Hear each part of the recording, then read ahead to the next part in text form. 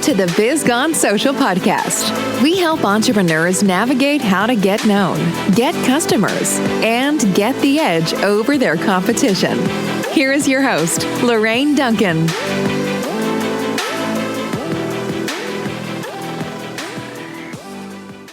So here we are on the Biz Gone Social podcast, and I'm so excited to be here. And my promise to you, as always, is I'm going to give you a little bit of verbal caffeine that will energize your business and your social media marketing and help you stay social. After all, don't you want to be the business that everyone's talking about? I know I do. So I want to welcome, big shout out to Mike Whitehouse. Welcome. Thank you. So you want the high caffeine version of me? Yes, definitely. All right. So morning. So I have a podcast called Morning Motivation, which is a 2 to 5 minute hit of energy. So I'll be that guy instead of my interview guy. Speaking of that guy, I met you through a guy who knows a guy, but I'm not a guy. But maybe you could tell us a little bit about who you are, what you do, and, where you're going for 2022. Absolutely. So I am Michael Whitehouse, the guy who knows a guy. And so to address that first point, it's a gender neutral guy. Because the man or woman who knows a man or woman who might be valuable to you just didn't fit on the cover of the book. So we shortened it down to the guy who knows a guy. And that it's more of a colloquialism. But I would say actually probably 2/3 of the people I network with are women. So it's certainly not a gendered concept. So back in 2014, I moved down to Southeast Connecticut knowing absolutely nobody. And the one thing I was certain of was I need to make connections. So I started going to every chamber event, ribbon cutting, where 3 people were gathered. I was there to say hi. And if someone was opening a letter, I was there for that grand opening. Any place I could connect with people, I was going to be there. And I discovered within 6 to 9 months, I was connecting power players in town to other power players in the area who didn't know each other. And so I said, I seem to be doing something. Let me write it down and put it in a book. And then when the pandemic hit, I kind of repeated that process, but onto the internet. And so my connections went from being here in Southeast Connecticut, being fairly well connected, to being fairly well connected in the English-speaking world, because 2020 opened up a lot of possibilities and a lot of opportunities for connection. A lot of these events that had been $4,000 tickets for a private networking event were suddenly $147 tickets for an online networking event. And so I was able to get access there, and it's just been some incredible opportunities. So as to what's coming in 2022, I'm doing a lot more work with summits. I've launched my networking concierge program, which I'm primarily focused on speakers, but doing a bit with joint ventures and whatnot. And what that is it's a done-for-you networking program. I meet a lot of people. People want to meet those people. People don't want to learn how to do what I do and do all the work I do because it takes a lot of time. So I sell my clients the results. I make the connections for them. And that's leading into some spaces. I'm going to be co-hosting some summits, for virtual summits coming up. I'm running the Global Networking Summit, which is a summit I'm leading in February. I got another one that's tentatively being planned as we record this, so I can't say anything about it except that it's in February and I'll probably be the host. And beyond that, I've got a number of potential irons in the fire, possibly working with people who put together joint ventures at scale and taking my networking talents and bringing them to their programs and making a whole lot of connections there. So got a lot of potential things that are sort of vague and nebulous, but definitely moving in the right direction. That seems what I have a lot of too lately. So, But interestingly enough, fast forward to probably a couple months ago, I was on another call with you, and you actually were selling, or I should say sharing is the proper term, a coaching program that you have. Mm-hmm. So tell us a little bit about that. I mean, so are you like a guy who has 2 sides to you, or are you going to eventually morph over to that, or is it? So I do still have a coaching program, the Inner Circle, which is my low-cost coaching program. And the reason I have that is that I have been very blessed with meeting the right people who set me on this path of the word I'm using lately is audacity. The path of saying, I can meet that person. I can go talk to that person. I can go do this thing. And the purpose of the Inner Circle, because I'm not really focusing on one-on-one coaching, because that's very, time intensive and working with very specific. I can't really have the impact I want at that one-on-one level. But the reason I have the inner circle is that it's a place for people who are like, you're doing something and I want to know how it's done, to get in there and really get access to me, to what I've learned, and to other people who are doing that. So, it's a low-cost program. It's a weekly group call. People can come as often or as not often as they want. It's $47 a month, so it's not like a major commitment. Anyone can afford it. But if there's looking, because I think so many people are looking for that leg up. They see people around like you and me, and they're like, hey, you're doing something. Why can't I do it? And, when I was faced with that question, I used my podcast and started bringing people on and basically having them tell me how they did it so I could learn from them. Most people aren't launching their own podcast, so they can come into the inner circle. I can make those connections for them and say, okay, great. You need to talk to this person. Try doing this. Have you considered this? I just got to give them that first step so they can get onto the ladder and start making the connections. And I think for a lot of people, they're surrounded by the wrong people. We're the average of 5 people we spend the most time with. And if you're surrounded by just, folks who are all complaining about their jobs and counting down the 18 years till retirement and miserable in their lives, well, that's what you're going to do too. And I really want to encourage people to connect with higher energy, higher vibration, I guess is the term for it. Because if you connect with higher vibration people, you become a higher vibration person, and then you can lift other people around you up. And that's a lot of the idea of the inner circle, is to give people that low cost leg up, that they're not going to sign up for a $10,000 coaching program. They don't have the money. They wouldn't even know what they'd get out of it. So this is that place where they can kind of dip their toe in the water, and I can sort of lead them in to this wider world of, the power of positive energy, positive thing, and all these terms that when you hear them, you're like, that sounds like some woo-woo trying to sell me something stuff. But once you're actually in there having the conversations, you start to realize, oh, okay, now I get it. And it's really, it's mission. $47 a month is not paying my mortgage, but it's enough so that people are committed and they've got a little buy-in. But it's really about a way to give back and to help people up to where I am and to benefit from what I've learned. That's awesome. I had the opportunity of going to one of your webinars. I believe it was 3 months ago or something like that. I was trying to find my notes real quick on that, but I couldn't. But I just remember the only thing I could say about it that I remember that it added value, but it added value to me. Like, I did the exercises and I felt like there was one thing that I went on a whole trend for like a whole month with. And so it kind of gave me the energy I needed to carry on through the rest of the 2021. And so I want to thank you for that. Oh, that's great. Thank you.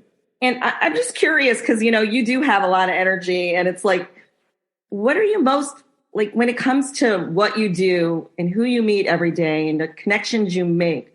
What are you most passionate about? What gets you up in the morning?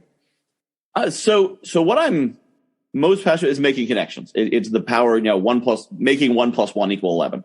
And bringing those people together. And to be honest, one of my challenges has been I'm so passionate about connecting people and lifting people up that I keep forgetting to get paid. So I've really had to be intentional, especially going in 2022, about making sure I get paid for this. I've connected people with jobs. I've put people together who have done joint ventures and made big buckets of money. And then I'm like, yay, maybe I got a thank you note. Maybe I don't. So I'm really focusing on, trying to focus on actually making a business, monetizing. But what I'm passionate about is, and what gets me most excited is when I can kind of show them the light. And it's hard to explain it without sounding new agey or woo woo or something like that. Be like, show them the light and experience. I'm like, I hate all these words, but I've gotten where I am because I simply have decided that I'm going to move forward. I've decided I'm going to make connections. When I came here in 2014, I decided to be a connector. When I knew 15 people, I decided I was going to make introductions. And so I'd introduce people among those 15. And in so doing, someone would say, hey, do you know a good landscaper? Well, I don't, but now I know someone's looking for one. I can find one, and I build my network that way. So it's knowing that I can set an intention and drive forward, and then teaching that. So actually, part of the reason I'm so fired up right now, I had a conversation with a friend this morning. Not a client, can't afford to hire me. That's not what matters.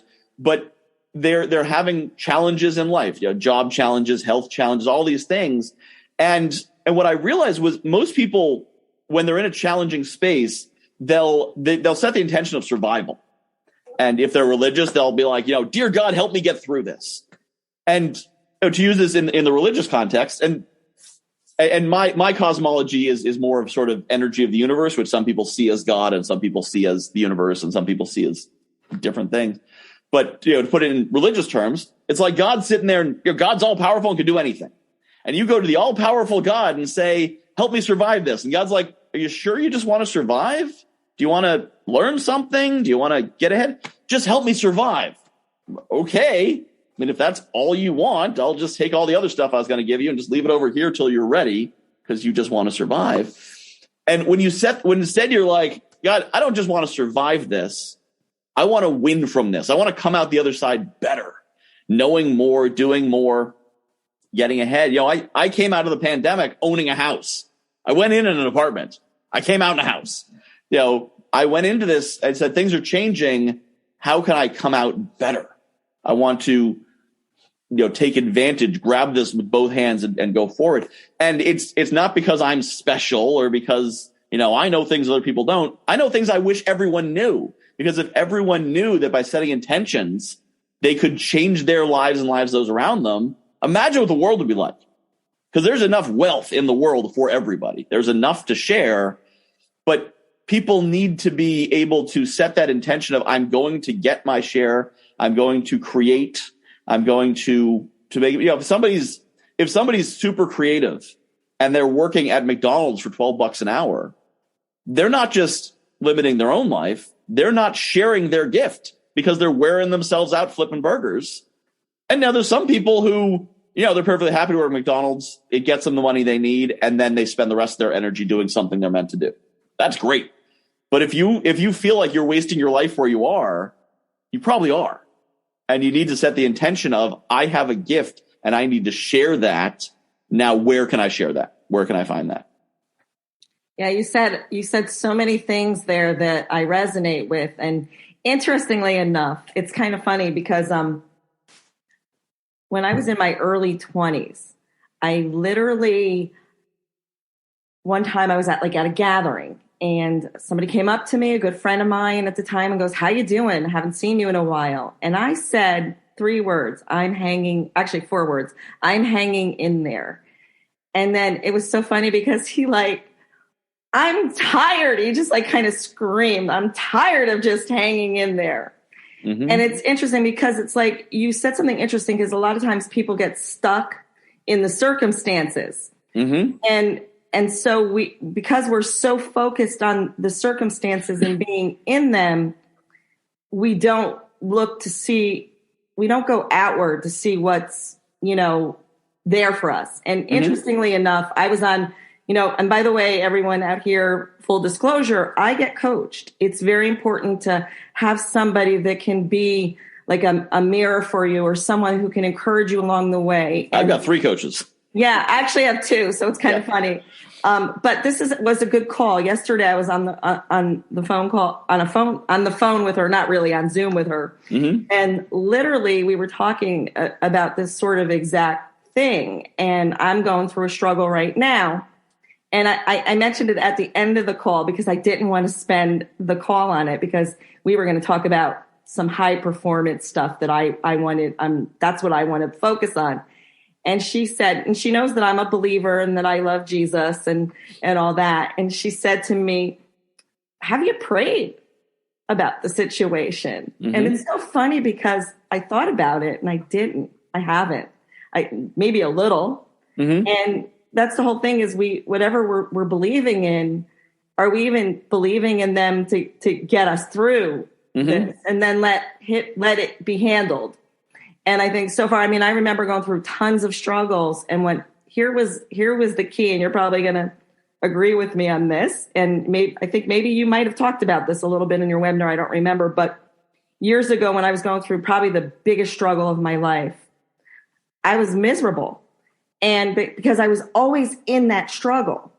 And then somebody said to me, why don't you try being thankful for something every day and write it down? So I kept a journal for a whole year, and actually, I think they told me to write 5 things down. And like, so by the 56th day, I was like, I know I was repeating things, but here's what happened. Here was the shift. And it was a beautiful shift because I no longer was focusing. I mean, the struggle was still there, but I wasn't focusing on it because I was so grateful for the things in my life and the other things, and even grateful for the struggle, because to be honest with you, that's when you're growing. Yeah. And so, but I believe you had mentioned that. You might have mentioned the gratefulness or thankfulness in your webinar, but I don't know, because then it set me back on being really grateful, because we always forget to be thankful for just the little things. Yeah. I mean, we're able to come on Zoom. Mm-hmm. Oh yeah, that was incredible. And I don't talk about gratitude as much because it's become habit for me. I was very intentional for a few months. I was writing down, and I go to write 5 things, I write 22 instead. And so I kind of got into that reflex of, if something went wrong, I would immediately reflex to looking at the right. And then, remembering, which is, again, is part of why I'm focusing on making connections as opposed to coaching, because I keep forgetting my own, my own progress. But it's great talking to people who are at a different stage. And it reminds me of like, oh, right. Oh, you didn't. Sometimes I forget other people haven't been on my journey. I'm like, oh, right. You didn't spend the last year and a half making these connections, learning these things. Let me see if I can share something from what I did. Because, when you go on the journey, it's hard to remember that other people didn't. Like, oh yeah, we all went on this COVID journey, right? We all went online. We all started running virtual events. We all started just talking to 20 coaches a month and meeting with them and learning from them. Oh, was that just me? Is that just me? Oh, I guess I should, because it was only my experience. So that's again, part of why I do the inner circle, because I want to share all the things I've learned. And that's what things I've been passionate about. And talking about intention. And I actually posted a live video this morning focusing on the power of intention. And if you do nothing else other than saying, this is what I want, this is where I intend to be. A year ago, I said, February 2022, I'm going to be on a stage in front of 500 people. Don't care what the stage is. Don't care if I'm getting paid. I just want to be on a stage in front of 500 people. And I'm not going to be on a physical stage because a few things have happened that were unanticipated. But instead, I'm going to be leading most likely 2 summits with a combined attendance of probably over 10,000, doing the hosting and the emceeing and a lot of the interviews. And so I won't be on a physical stage in front of 500 live people. I'll be on a virtual stage in front of 10 or 20 times that many people, which I'm going to call that close enough. And I didn't actually do anything intentional, saying, okay, this is my intention, and now let me set the goals and the strategy and build up to this goal. It was just, that'd be a cool thing to have happen. I'd like that. Yes. Okay, now I'm going to go do other things and see what happens. And by just having that intention there, I'd occasionally be like, February 2022, stage 500 people. Wonder how that's going to happen. And things just sort of converged towards that. And it was only when I was thinking about it today that I realized, wait a minute, without even trying, I've been converging towards that, because you hold that in your head. And conversely, if you're always thinking about, I'm always going to be struggling, then the universe hears that and goes, that's a weird request, but okay, I'll do it for you. You want to always be struggling? Can do. That's an easy one. Request granted. And that was the other thing you said, is intention. I feel like also in my life, by setting certain intentions, that it does for some, and it's not the magic genie in the bottle. It's just, if that's where your mind is going and that's where you're going, you're going to get there. Yes. And it's interesting because so many times when I didn't set the intention and I went back to the old story, of course I got the old story, but here's an interesting maybe thought or question for you, is that in your experience with, the struggle versus, success, okay, and somewhere in between, and we've just had a very interesting last couple of 2 years, 2020 and 2021 have been, not great, in some ways, but in other ways it's been amazing. And one amazing thing is we learned how to connect, without meeting in person. But, what would you say, is the key between, besides intention, between the struggle and success? I mean, it's believing that you can have the success is the most important thing, because you can't even set an intention until you can believe it's possible. Once you can believe it's possible, that's when gratitude becomes powerful. That's when intention becomes powerful. That's when you'll start looking at adversity and say, how is this an opportunity? How is this changed? As you were talking, saying 2020 was hard, I'm like, I guess, if I don't think about 2018 or 2015 or 2013 or 2012, 2020 is a pretty hard year. I'd take 2021 over any number of other years I had in the past. If they're like, you have to relive a year, I'm like, 2021 is actually pretty high up in the years that I'd be willing to go through again, because it's been a year of hope and opportunity. So it's believing that better things are possible. And part of why it's been so good is by being exposed to so many high vibration people, and that my mindset has shifted so positively that no matter what happens, I mean, I had a point in April where my sciatica was so bad, I literally couldn't get off the ground. And still I look back on them and was like, that was an interesting experience. I got to take a day off. That's really how I think about the day when I could not get up and was lying in the backyard.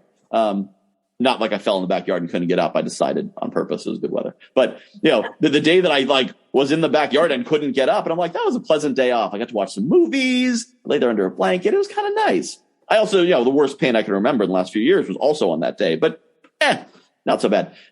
When you realize there's better things, you can focus on those better things, and that allows you to create those better things. Absolutely. That's awesome. So one of my gigs, of course, is social media. Mm-hmm. And so I want to bring it to social media just a little bit. As a business owner, how have you used social media to your advantage? Social media has been a great resource to find a lot of these good people. One thing I've been very actively doing is curating my list. So if somebody posts something, and unless they're a very good personal friend, if somebody posts something that upsets me, I unfriend them, or at least unfollow them, because I have no obligation to consume their content. And if they're going to put low vibration content in front of me, I don't need to see it. So I unfollow them. And if they're putting garbage on my comments, I'll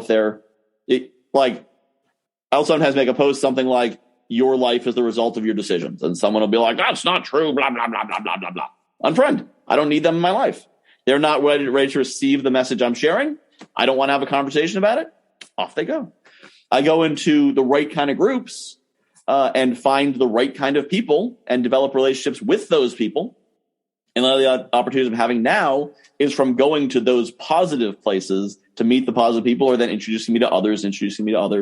And it's an amazing place where you can meet, you can meet your bum high school friends, or you can meet amazing people who are changing the world. They're all on the same platforms. It's just where you're hanging out, where you're putting your energy.